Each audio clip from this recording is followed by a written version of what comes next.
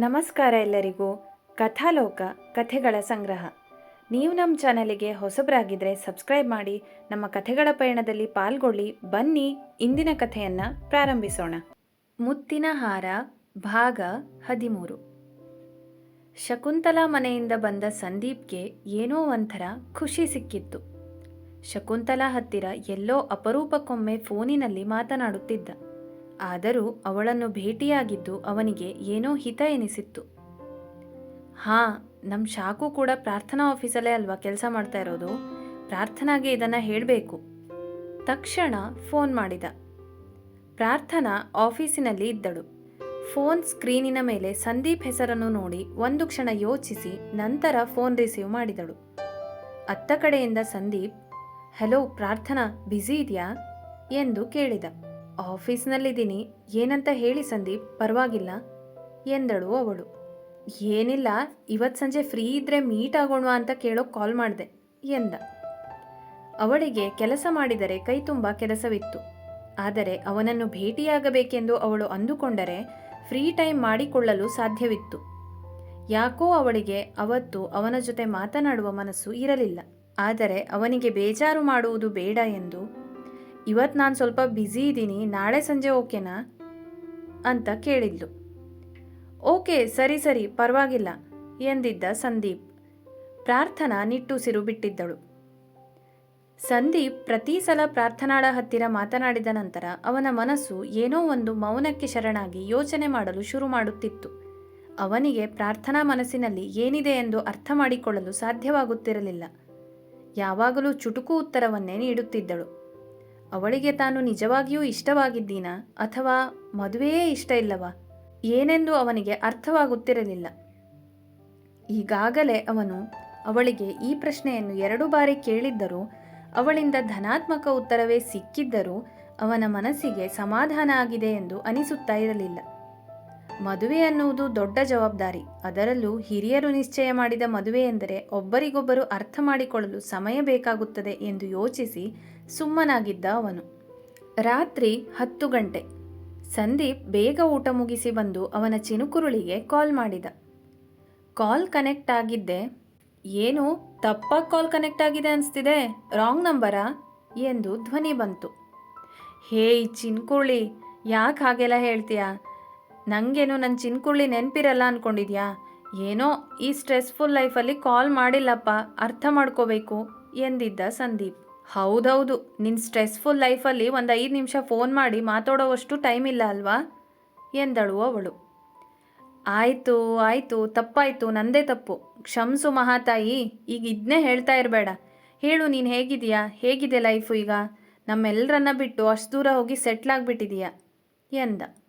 ನಾನೇನು ಹೇಳೋದಿದೆ, ನೀನು ಮದುವೆ ಆಗ್ತಿರೋನು, ನೀನು ಹೇಳಬೇಕು. ಕದ್ದು ಎಂಗೇಜ್ಮೆಂಟ್ ಬೇರೆ ಆಗಿದೆಯಾ? ಮದುವೆಗೂ ಕರೆಯಲ್ವೇನೋ ಅಂತ ಅಂದ್ಕೊಂಡಿದ್ದೆ ಎಂದಳು ಚಿನುಕುರುಳಿ. ಹೇಯ್ ಕಮಾನ್ ಚಿನ್ನು, ನೀನು ಹಾಗೆ ಹೇಳ್ತೀಯಾ? ನಿಂಗೆ ಗೊತ್ತಲ್ವಾ ದೊಡ್ಡಮ್ಮ ಹೇಗೆ ಅಂತ. ನಾನೇನಾದರೂ ಎಂಗೇಜ್ಮೆಂಟ್ಗೆ ಇನ್ವೈಟ್ ಮಾಡಿದರೆ ನಾನು ಬರೋ ತನಕ ಯಾವುದೇ ಎಂಗೇಜ್ಮೆಂಟ್ ನಡೆಯಲ್ಲ ಅಂತ ಘೋಷಣೆ ಮಾಡಿಬಿಡ್ತಿದ್ರು. ಅಲ್ಲಿಗೆ ನಾನು ಈ ವರ್ಷ ಮದುವೆ ಆಗೋಕ್ಕೆ ಆಗ್ತಾ ಇರಲಿಲ್ಲ ಎಂದು ನಕ್ಕ ಅವನು. ಅದು ಹೌದು ಬಿಡು, ಸರಿಯಾಗಿ ಹೇಳಿದೆ ಎಂದು ಅವಳು ಕೂಡ ನಕ್ಕಳು. ಸರಿ ಹೇಳು, ಮತ್ತೇನು ಸಮಾಚಾರ ಕೇಳಿದ ಸಂದೀಪ್. ನನ್ನ ಹತ್ರ ಏನಿದೆ ಸಮಾಚಾರ, ಸ್ಪೆಷಲ್ ಏನೂ ಇಲ್ಲ, ಹೀಗೆ ಜೀವನ ನಡೀತಾ ಇದೆ. ನನ್ನ ವಿಷಯ ಬಿಡು, ನೀನು ಫಸ್ಟ್ ಹೇಳು. ಅತ್ತಿಗೆ ಹೇಗಿದ್ದಾಳೆ? ಎಲ್ಲಿ ಮೀಟ್ ಮಾಡಿದ್ದು? ಫಸ್ಟ್ ಟೈಮ್ ಯಾವಾಗ ಮೀಟ್ ಮಾಡಿದ್ದು? ಯಾರಿಗೂ ಫೋಟೋ ಕೂಡ ಕಳಿಸಿಲ್ಲ ನೀನು, ಸೋಷಿಯಲ್ ಮೀಡಿಯಾದಲ್ಲಿ ಕೂಡ ಆ್ಯಕ್ಟಿವ್ ಇಲ್ಲ ನೀನು ಎಂದಳು. ಇರು ಎಲ್ಲ ವಿಷಯನೂ ಹೇಳ್ತೀನಿ, 100 ಪ್ರಶ್ನೆಗಳನ್ನು ಒಟ್ಟಿಗೆ ಕೇಳಬೇಡ ಎಂದು ಶುರು ಮಾಡಿದ್ದ. ಅಮ್ಮ ತುಂಬಾ ಕಾಟ ಕೊಟ್ಟರು, ಅದಕ್ಕೆ ಕೆನಡಾದಿಂದ ವಾಪಸ್ ಬಂದೆ. ಬಂದ ತಕ್ಷಣವೇ ಹುಡುಗಿ ನೋಡೋ ಕಾರ್ಯಕ್ರಮನ ಶುರು ಮಾಡ್ಕೊಬಿಟ್ಟಿದ್ರು ಅವರು. ಫಸ್ಟ್ 1-2 ಕಡೆ ಹೋಗಿ ನೋಡ್ಕೊಂಡು ಬಂದ್ವಿ. ಒಬ್ಬರು ನಂಗೆ ಇಷ್ಟ ಆಗಿಲ್ಲ, ಒಬ್ರಿಗೆ ನಾನೇ ಇಷ್ಟ ಆಗಿಲ್ಲ. ಆಮೇಲೆ ನಿಮ್ಮ ಅತ್ತಿಗೆ ನೋಡೋಕೆ ಹೋಗಿದ್ದು. ಮೀಟ್ ಮಾಡಿದ್ದು ಹೇಗೆ, ಎಲ್ಲಿ ಅಂದರೆ ಫಸ್ಟ್ ಟೈಮ್ ನೋಡಿದ್ದೆ ನಾನು ಅಲ್ಲಿ ಅವ್ರ ಮನೆಯಲ್ಲಿ.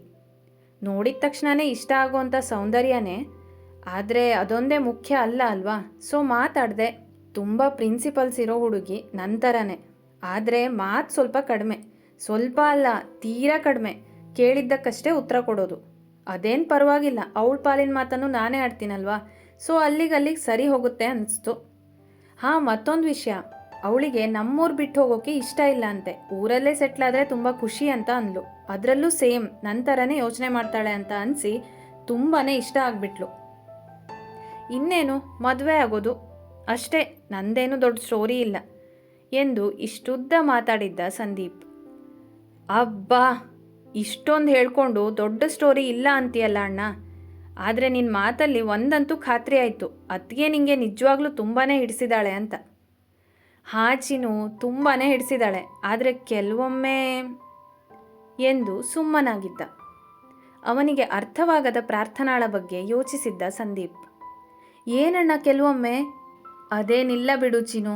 ಸರಿ, ಫೋನ್ ಮಾಡಿದ ವಿಷಯ ಫಸ್ಟ್ ಹೇಳ್ತೀನಿ, ಆಮೇಲೆ ಇಷ್ಟೊಂದು ಮಾತಾಡಿಕೊಂಡು ಅದೇ ಮರ್ತೋದ್ರೆ ಕಷ್ಟ ಎಂದು ಮದುವೆ ದಿನಾಂಕವನ್ನು ಹೇಳಿ, ಮದುವೆಗಿನ್ನೂ 2 ತಿಂಗಳ ಇದೆ, ನೀನು ಮಾತ್ರ ಮುಂಚೆನೇ ಇಲ್ಲಿರಬೇಕು. ನನ್ನ ಮದುವೆ ತಯಾರಿ ಎಲ್ಲ ನೀನೇ ಮುಂದೆ ನಿಂತು ಮಾಡಬೇಕು ನೋಡು, ಈಗಲೇ ಹೇಳ್ತಾ ಇದ್ದೀನಿ ಎಂದ ಸಂದೀಪ್. ಹಾಂ ಬರ್ತೀನಪ್ಪ, ಆಲ್ರೆಡಿ ಫ್ಲೈಟ್ ಬುಕ್ ಮಾಡಿದ್ದೀವಿ, ನಾವೆಲ್ಲರೂ ಬರ್ತಾ ಇದ್ದೀವಿ. ಮದುವೆಗೆ 15 ದಿನ ಮುಂಚೆ ನಾನೊಬ್ಬಳೇ ಅಲ್ಲ, ನಾವೆಲ್ಲರೂ ಅಲ್ಲಿರ್ತೀವಿ.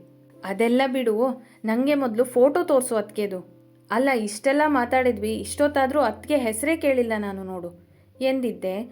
ಅವಳ ಹೆಸರು ಕೂಡ ಅವಳಂತೆ ತುಂಬ ಸುಂದರವಾಗಿದೆ, ಪ್ರಾರ್ಥನಾ. ಏನು? ಹೆಸರೇನು ಎಂದು ಶಾಕ್ನಲ್ಲಿ ಕೇಳಿದ್ದಳು. ಪ್ರಾರ್ಥನಾ? ಏನಾಯಿತು ಚಿನ್ನು, ಅದು ಯಾಕಷ್ಟು ಶಾಕಲ್ಲಿ ಕೇಳ್ತಿದೀಯಾ? ಏನಿಲ್ಲ ಅಣ್ಣ, ಏನಿಲ್ಲ. ನೀ ನಂಗೆ ಫಸ್ಟ್ ಫೋಟೋ ಕಳಿಸು. ಅರೆ ಕಳಿಸ್ತೀನಿ, ಇವಾಗ ಮಾತಾಡು, ಆಮೇಲೆ ಕಳಿಸ್ತೀನಿ ಎಂದು ಸಂದೀಪ್ ಹೇಳಿದ್ದಕ್ಕೆ, ಇಲ್ಲ ಬೇಗ ಈಗಲೇ ಕಳಿಸು ನೀನು ಎಂದು ಗಡಿಬಿಡಿ ಮಾಡಿದ್ದಳು ಅವಳು. ಸಂದೀಪ್ಗೆ ಏನಾಯಿತು ಎಂದು ಗೊತ್ತಾಗದೆ ಸರಿ ಎಂದು ಎಂಗೇಜ್ಮೆಂಟ್ ಫೋಟೋಸನ್ನು ಕಳಿಸಿದ್ದ. ಫೋಟೋ ನೋಡಿದ ತಕ್ಷಣ ಆ ಕಡೆಯಿಂದ ಮಾತೇ ಬರಲಿಲ್ಲ. ಇತ್ತ ಸಂದೀಪ್, ಹೇಗಿದ್ದಾಳೆ ನಿನ್ನತ್ಗೆ? ನಾನು ಹೇಳಿದ ಥರನೇ ಇದ್ದಾಳೆ ಅಲ್ವಾ, ಅಪ್ಸರೆ. ಆ ಕಡೆಯಿಂದ ಏನೂ ಉತ್ತರವಿಲ್ಲ. ಹೆಲೋ ಎಂದಿದ್ದ ಅವನು. ಮತ್ತೊಮ್ಮೆ ಸಂದೀಪ್ ಏನಾಯಿತು ಎಂದ ಕೂಡಲೇ, ಅಣ್ಣ ನಾನು ಹಿಂಗೆ ಆಮೇಲೆ ಕಾಲ್ ಮಾಡ್ತೀನಿ.